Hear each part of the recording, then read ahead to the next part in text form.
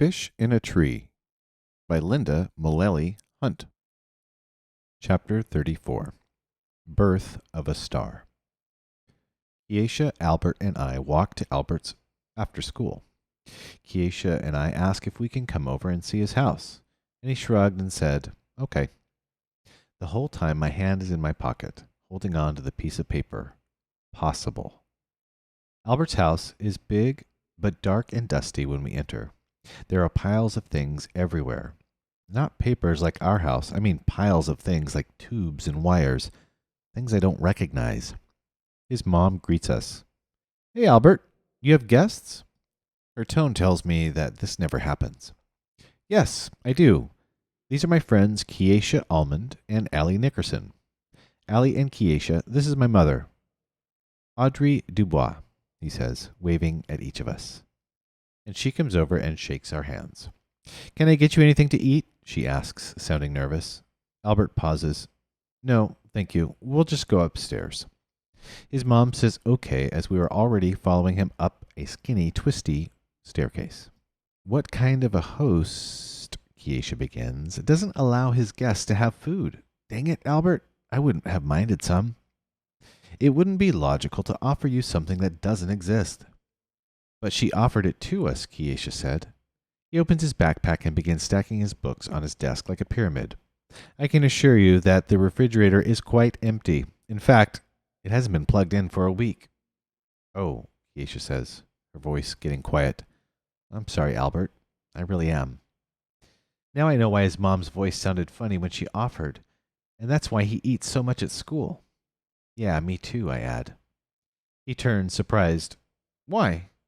Keisha scrunches up her face, the look she gets when she really can't figure him out. "Well," I say, "because you don't have food or a refrigerator, it must be terrible to be hungry and not be able to eat. And it's probably embarrassing for you. Maybe, I think it would be, I guess." He tilts his head. "Filling the refrigerator does not fall within the parameters of my responsibilities. Therefore, the lack of food therein would have no reflection upon me whatsoever." We are silenced. I don't know about Keisha, but I couldn't answer that for $1,000,000. And from the looks of her, I don't think she can either. I finally lift my gaze from his face to look around the room. Just a bed, a desk, an empty trash can. The carpet and his blankets are all dark green, but his walls have colorful posters, all science-related. There is one I like the most, a picture of outer space. But with every color you can think of swirled together with an orange glow off to the side. It's beautiful. I point at it. "Albert, what is that?" "That's the birth of a star. The single most important thing that can happen in space.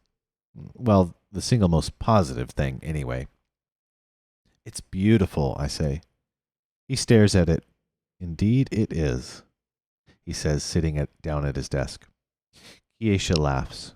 "You're going to be a star one day, Albert. You'll do something amazing."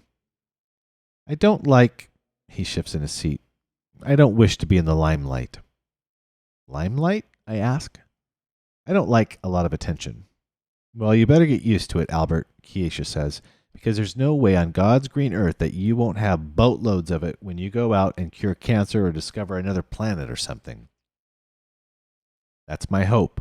I want to change the world. Do something good." And then, all of a sudden, I feel sad as Keisha goes on about how famous Albert will be. How he'll be written about in history books and stuff.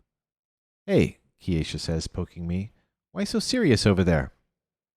I'm thinking about the things Albert and Keisha will do and how I can't even read. I can't tell them that, though. So I try to sound happier. "I'm not that serious." "Oh, yes, you are. Dead serious. You need to smile." "I am smiling," I say. "Well, someone better tell your face about it." I hesitate. "Can I tell you both a secret?" I ask, reaching into my pocket to touch my possible paper that I've carried since I got it. "Yeah, of course." "And you won't tell anyone?" "Yes." "Now what's the secret we won't tell anyone? because that's the definition of what a secret is. Albert is quiet, but his head is tilted to the side. I never really told anyone this, but I have a lot of trouble in school with reading and writing and, well, everything but math and art. Kiesha laughs. That's not a secret. Then I feel terrible, and I feel my eyes beginning to sting. I start walking away, but she pulls my sleeve and pulls me back. Albert looks upset. No, that's not what I mean. I mean that we know that, but it doesn't matter to us. However, Albert says, I do wish it was easier for you. We will not share your secret. Mr. Daniel says I have something called dyslexia, which makes it hard to read letters. That's why I've been staying after school, so he can help me. Kiesha is wide-eyed.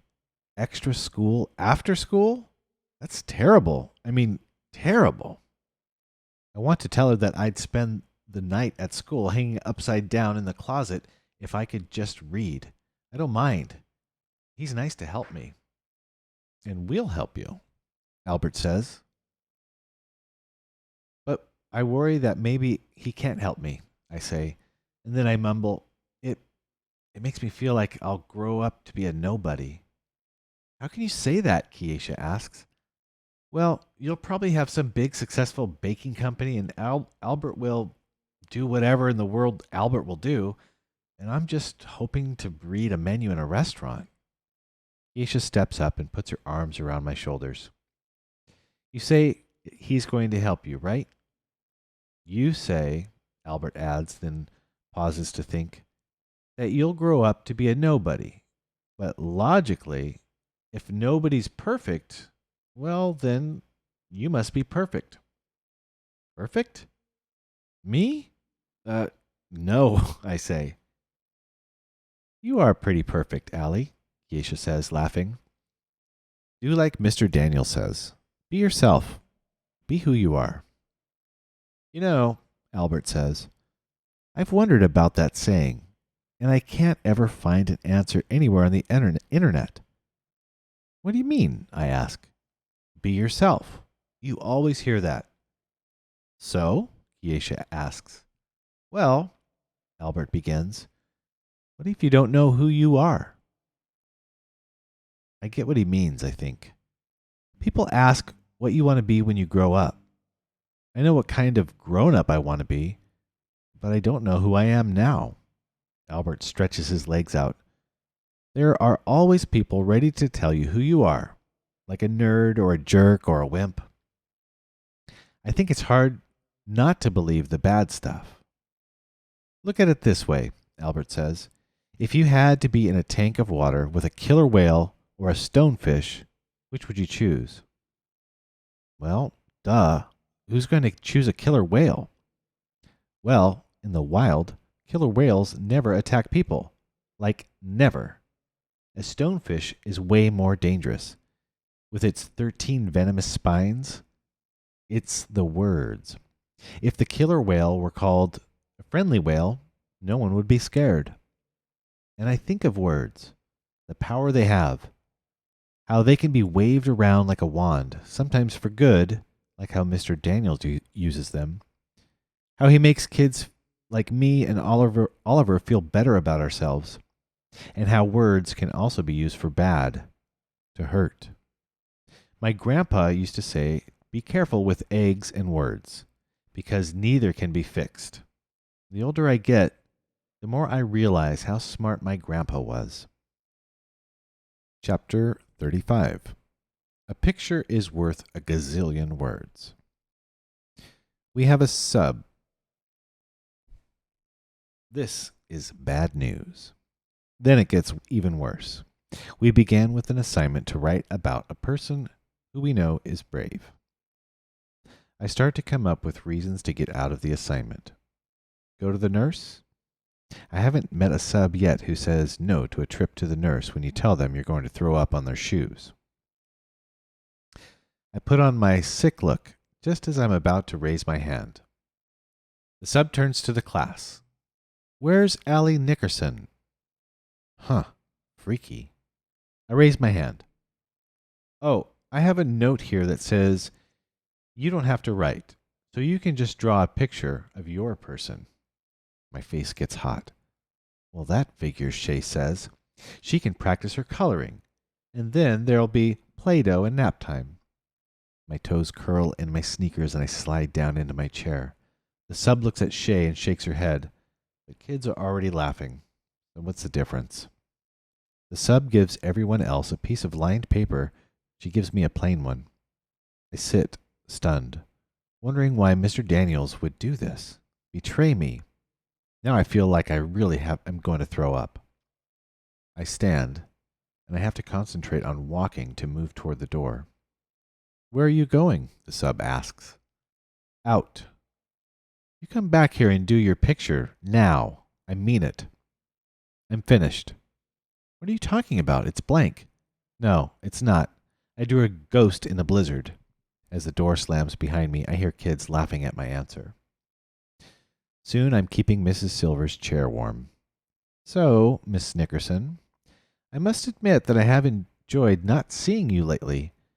Things seem to be better with Mr. Daniels as your teacher. He's keeping you in line? Yeah, he's a peach, I say with a cut in my voice. Are you going to call my mom? No, I don't think so. I want you to call her. Please call her. Why? Please? I ask.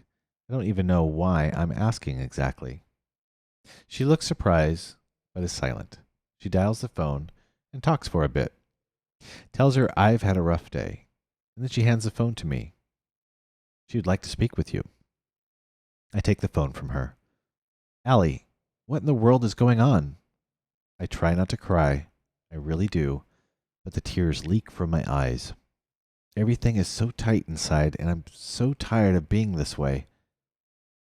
It's not like I wake up every day planning to be a failure, and I thought I had finally found someone to help me. And then Mr. Daniels pulls this. Allie, do you hear me? Mom is all I can get out, but it's squeaky and filled with longing to pull her through the phone wires to sit with me. I hear it in her voice. She feels as upset as I do. Put Miss Silver back on the phone. Miss Silver listens for a bit and finally says, Oh, okay, Mrs. Nickerson. We'll be in touch then. I head to the bathroom and sit in a stall long enough for the evidence of crying to go away. When I get back to class, I ask Kiesha to help me write a note so I'm sure it's all correct. And I leave it on Mr. Daniels' desk. I'm never reading after school or playing chess with you ever again. Not ever. That afternoon, I drop onto my usual spot at Peterson's. I wonder what my mom will say about the call from school. When she comes over, she kisses the top of my head, which says it all. So, a ghost in a blizzard, huh? She smiles at me. I half smile. Yeah. Pretty funny, I think. She leans over and puts her hand on my cheek. And it's everything I can do not to cry right there in front of everyone. I trusted him, I tell her. He was the first teacher who... And I stop because I can't say the words. You know, honey, I bet there's an explanation for this. I bet Mr. Daniels didn't mean for this to happen. Give him a chance, okay? I nod. I hope she's right, because I want to think Mr. Daniels doing something mean to anyone is like a fish swimming upside down and backward.